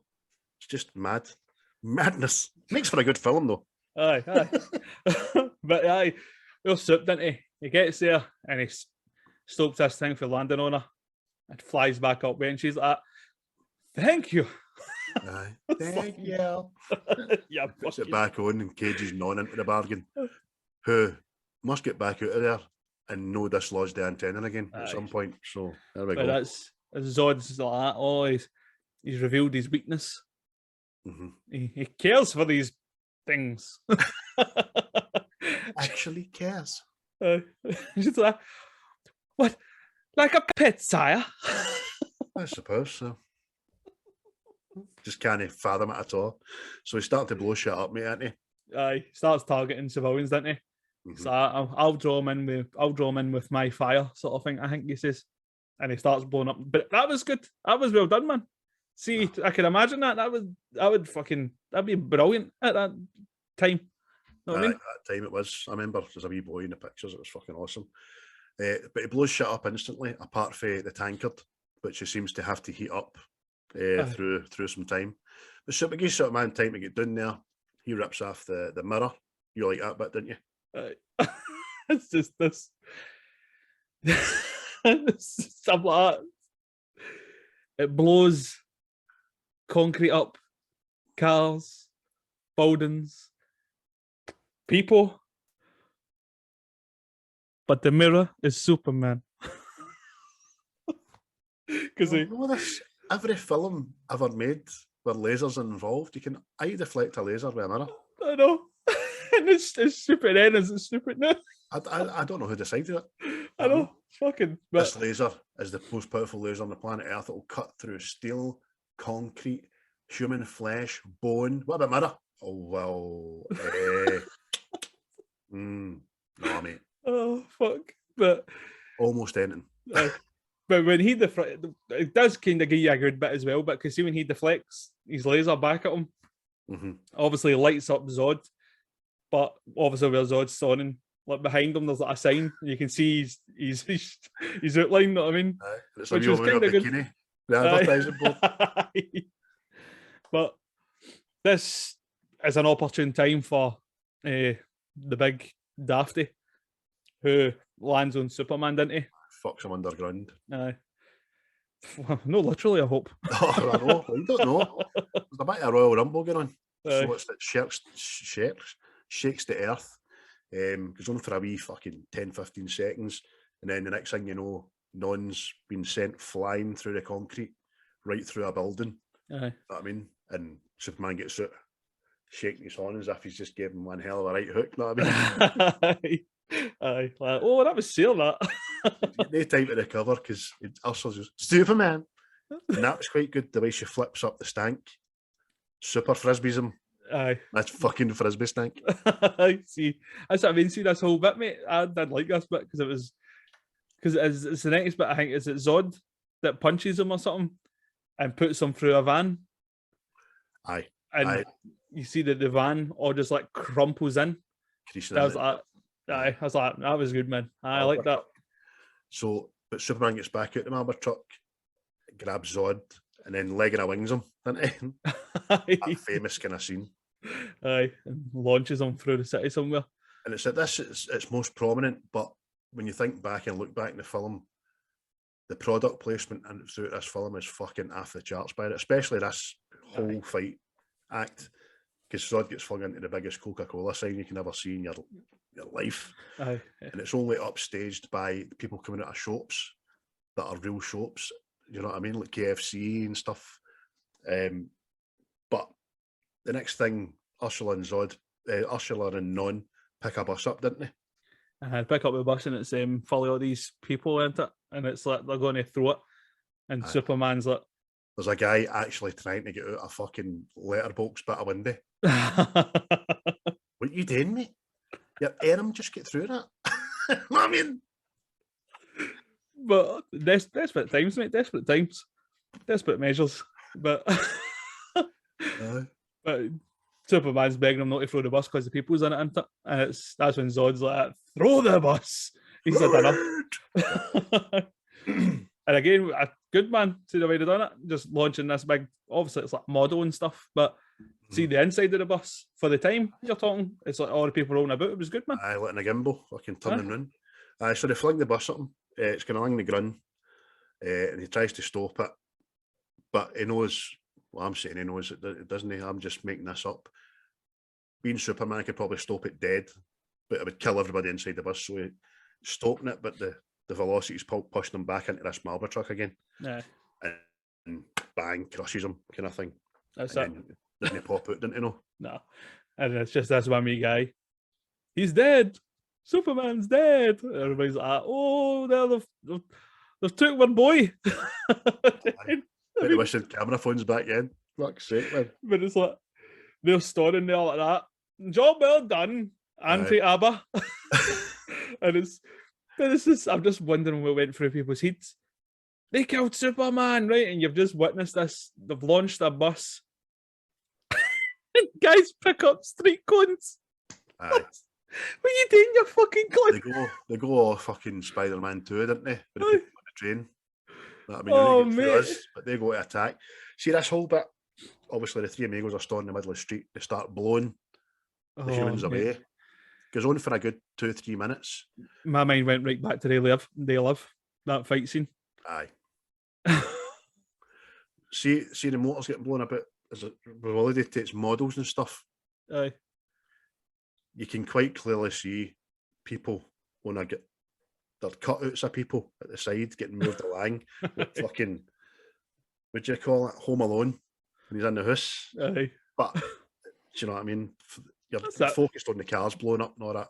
If you look for the people, you'll see it. While they're doing this, again, the backdrop of them is about 30 different fucking companies. JVC, Panasonic, all that. Do you know what I mean? Oh, that'll be why I ordered a new GVC soundbar there. Look for a KFC after this, you know. There's some funny bits in it as well. Wee guy still in the telephone box. I see that. I was like, this is like pure slapstick in it. Telephone box fucking blown away and he's on his side still laughing on the phone. Like, ha, ha, ha. But eventually Superman does reappear, doesn't he? And it's like, oh, Superman lives. But I think he's assessed, I need to get these guys away from here or people are going to get hurt. Aye. And he leaves. But they see this as a victory, don't they? Aye, they think he's fled a coward. Even some of the humans go, phony. Know what I mean? Aye, that's it. Oh, he's abandoned us. Lois is like, fuck, he's becoming a pain in the arse, man. She's just greeting like fuck. They fly back to the hole in the wall at the Daily Planet. Just about to switch again, Lex Luthor. Kill him. Whoa, whoa, whoa, whoa. I'm the only guy that has Superman's address. Why he's Lex got an accent as well? Don't know. There, Superman's address. Okay. We're going to go there, are we? And then very quickly, we shall go there. We shall get him. We're flying to the North Pole. Lois is on Non's back and Gene Hackman's on Ursula's back, which she's not too fucking bothered about, I would imagine. This same-sex flights pish, you know what I mean? But they get there. Zod's not impressed with the place. You know, it's an old relic to an ancient time. A relic to a world long since gone. And then you just hear fucking Superman. I'd expect more manners from my house kids than that, Zod. Here it comes. Here it comes. The big dafty flies towards him, and Superman pulls a Quality Street wrapper off his chest. What is that? Don't know, mate. Aye, he just pulls a symbol off his symbol, which is, as you say, a Quality Street wrapper. Mate, what is it? Even he looks like, what the fuck did that come from? Aye. What is it? It's made either, because these guys can get through steel and brick and whatever, but no wrappers of confectionery, it would seem. Mate, I kind of knew it was coming because of Family Guy, but I was still like that. I was hoping there was a background to it. I was like, right, I'll understand it. But no, it's never explained. Never seen it in a comic book. I've never seen it in a cartoon. Never seen it since, to be honest with you. This film just seems to be the film for pulling powers for anywhere, especially the next one. Oh, mate. Oh, mate. Zod says, psych him. So, psych is a new power. Now, whereas Zod and the trio disappear and reappear at certain locations, Superman's fucking even better at it. He disappears and reappears in 4 fucking locations. I mean, and then he says to Lois, I used to play this in school. And you're like, who were you playing this in school with, you dirty bastard? No, you weren't, mate. No, you weren't. No, unless you were out having a fag and you're kidding on you were in maths or something, but no, you weren't. See, genuinely, I was watching this last night and I'm going, what the fuck is on here? Have I missed a bit? This is generally where the direction of the film has fucking changed. You can totally notice it. Somebody's come in and started making shit up. You know what I mean? Because obviously Donner ducked to it, but you're like, come on, you fuck. So, aye. At first I thought it was just super speed. See super speed? But then he was in 4 places at once and I'm like, is this an acid flashback? This is after the three of them finger blast him and all, obviously. I mean, pointing the blue finger at him. But he recoils, you know what I mean? I'm never going to explain finger blasting. Just think about it the way you want to. Finger blasted. Finger blasted. But they grab Lois anyway, because Superman's grabbed Zod. He's the real guy. Let him go, or we'll tear her apart. But then he purposefully tells Lex Luthor about the chamber. He's like, help me lure them in. Because they're going to kill Lex, isn't it? They're like, you've outlived your means, your use. So they say, and he's saying to him, we need to lure them into this chamber. We get them in there and it takes away their powers. But Lex, being the wee fucking poisonous snake that he is, he's like, don't go in there, Zod. It takes away your powers. Don't go in there, Zod. Take away your powers. You poisonous snake. And the next thing, as Zod says to him, in the chamber with you. In you go. Lex Luthor, ruler of Australia, start the mechanism. So Lex knows how to fucking work this chamber and all, which is baffling. Again, somebody's just made this bishop coming back in. So it's the old switcheroo, though, that we don't know about. Superman goes in the chamber as he did before. They think he's losing his powers. All the while, outside, everything's going red. And this is where my 40-year-old question comes in. So what's happened, mate? What's Superman done, basically? What's he done? He's reversed it. That the chamber is now where you're protected from losing your power. And outside the chamber is actually where you now lose your power. Correct. So, my question for 40 years is, if our sun gives them superhuman powers, does it red Krypton sun no date to humans? And the humans were outside exposed to that, Lex and Lois. And I wanted to know for so long. And that was my question. How do they know super now? Know what I mean? Oh, well. It's just physics. It's, well, fuck it. But it's quite good. It doesn't reveal it. Zod thinks he's won the day and he says, now, come before Zod. Kneel before Zod. Take my hand. No, no, no, no, no. He crushes his sword, doesn't he? And he goes, oh! And here starts the carnage.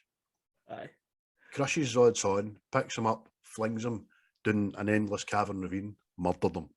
Superman murdered the guy, right? Non, he's just a dafty. He tries to fly and falls down the fucking thing. And Lois, just like her man, hooks Ursula, puts her down a cavern, murdered her. Bit of murder going on here, mate. That's it.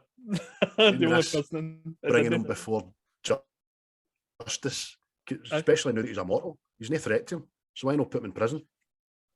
That's it, mate. Nah, bit of murder. Need to a bit of murder. And he reveals that he goes, aye, Lex, I told you that because I knew you would have betrayed this. And Lex is like, no, man, I was on your side. Hey, man, what you talking about, Doc? I'm on your side. Too late, Luthor. Too late. And he goes, oh, how's about we make a deal? You can fly me back from here. And they just leave him. Aye, exactly. I mean, and he could potentially die. So, another murder. Murder. Didn't effort. Murder an attempt. That man's not the old blue-eyed boy we think he is. But he drops Lois off. Says, aye, cheerio, hen. See you Monday. See you what? That's that. See you Monday. And then before we know it, we're back at the Daily Planet. Aye. Lois is struggling, isn't she? Aye, because she knows it can't work. she can't share him with the rest of the world. Know what I mean? It's forbidden love and all that jazz. Stroppy morsel she is. Would you stop? Do you know how hard it is? This is killing me. So he's obviously and again another fucking made up power, man. He's obviously thought to himself, do you know what? I can see it. I can see us as Hulk New Hen. Super winch. Going to give you a super winch. The best. So one of Superman's powers is roofie. Aye. Basically.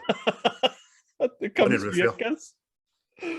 Oh mate. See when like he kissed her and I went, all right, so he's gonna see, obviously hadn't seen this.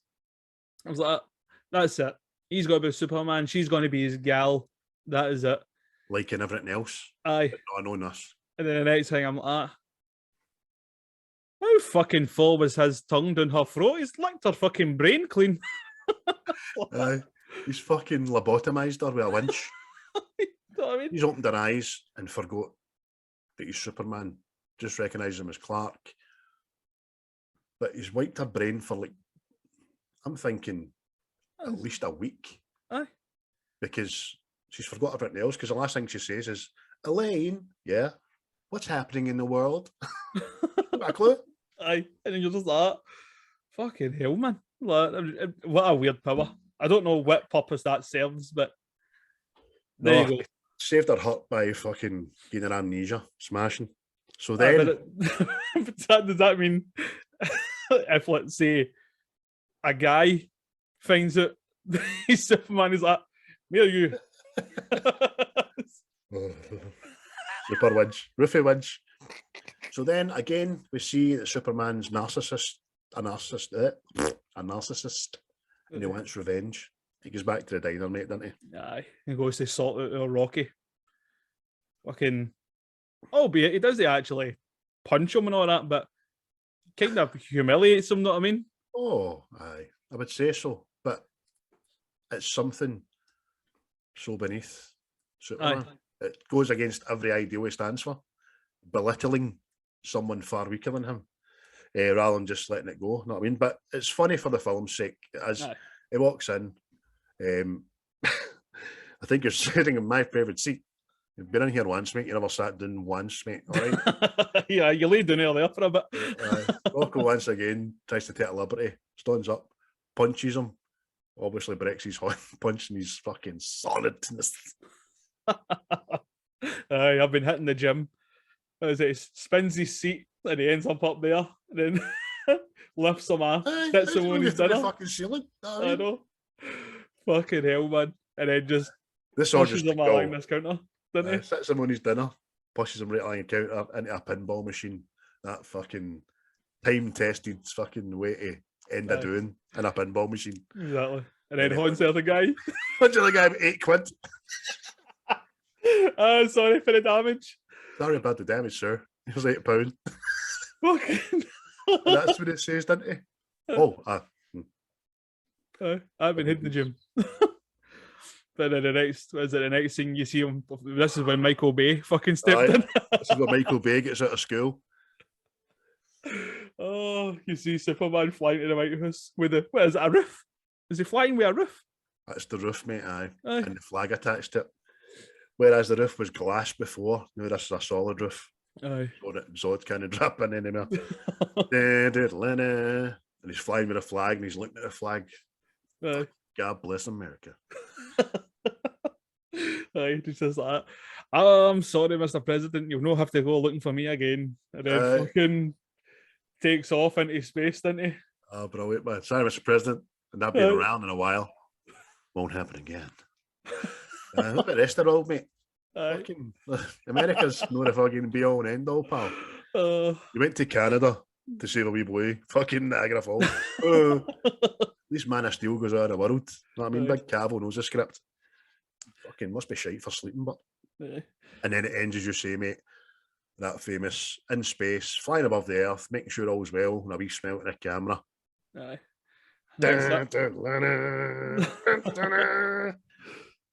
Leaves you with hope. So there it goes, folks. Superman 2. Obviously, 40 years, I thought it was the best thing since sliced bread. Still a great film for its time. You need to fucking keep that in mind, you know what I mean? Aye. Same way we have with like Mad Max and They Live and all that kind of stuff. Aye. And as you said, Star Wars. That's it, mate. Aye, what it says. If you showed somebody Star Wars now, they'd be all like that. Aye, and what? That's what I mean. See if I'd have seen maybe this film when I was younger, I'd have probably be like, fucking, that's it, that's the stuff. But they've probably been like me, fucking tucking towels down the back and flying about the street and all that. When you were wee, it was still an old film. Fuck, 14 years between us, Jesus. That's what I mean. But it's like, see, like the first superhero film I kind of seen was X-Men, you know what I mean? So, X-Men, Blade, you know what I mean? So it's still got a big gap. Basis for comparison, as I say. Yeah. All that said, mate, first episode, series 2, marks out of 10. What you having? I'll get a noble 7. I'll get a noble 7. That's because it's watchable. Watchable, know what I mean? And there is bits that I did like, know what I mean? And for the time it was, and considering I don't really like Superman, so because you sit there and you're like that. You love. Oh, there's a chance you could lose here, like that. No, there's not. Superman. 7's good, mate. I appreciate that. It's a good mark actually for you. I'm giving it an 8. And 10 years ago on my IMDb, I gave it a 10 out of 10. You know what I mean? But that was a nostalgia mark. Aye. I mean, there are still flaws in it. In the story and bits don't add up. Do you know what I mean? No. Roofie winch, you know what I mean? Oh, mate, it's like anything, man. You can see your favourite films, you can watch them, and then see now that you're doing this, you're like, but was this a good? One thing I know, it's the one thing about doing these review things of your favourite films, it can fucking hamper your love for them a wee bit. You know what I mean? But maybe no love, just points things out you just choose not to fucking see, but there we go. That's it. And if you get a Glaswegianism for it. That was, mate, again, it was fucking, what is it? Solid cunt. Oh, solid cunt. Superman 2. Him again. You've just seen him once before. Oh Jesus. So I think this went on fucking longer than it was meant to, but here we go, mate. First episode, series 2. Thanks everybody for tuning in. Watch us on YouTube, subscribe, like, share, listen on all the platforms apart from iHeart, which we can't get on because it doesn't support British-based stuff and it's the biggest one in America, so it's a bit shite. But it doesn't matter, we're on everything else. And obviously keep in touch with our Twitter page, which Chris runs, or me, God a Pod, on Twitter as well. Not on the Facebook anymore, but we are on Instagram. So, aye, mate. So what are we going to do next week? Well, since it is the season, I thought we could just oh, no him, but I reckon we'll do Silence of the Lambs. Yes! Because I reckon we're going to have a laugh at a scene. I think, because when we were talking about it earlier on, even I think I said, we're going to do that. Or I must have thought it. So, brilliant choice, mate. I look forward to that. Yep. Get to listen to Goodbye Horses. There we go. Aye, all week. Need to practice your dance, but. Aye. So there's no dress up involved. We're just going to have a bit of eyeshadow on and we're going to tuck ourselves in. I don't know if I've got enough to tuck. I know. Fuck's sake. It's getting cold. Just poke mine back like the drag queens do. Put one of the wee round plasters in it. You get when you get a jab. Round plasters. Brilliant, man. Right, mate, I'm going to go. Yes. Afternoon time, Jesus. Yes. Well, enjoy the rest of your day. You too, buddy. Enjoy. Yeah. Cheerio, bye, all. Bye. And action!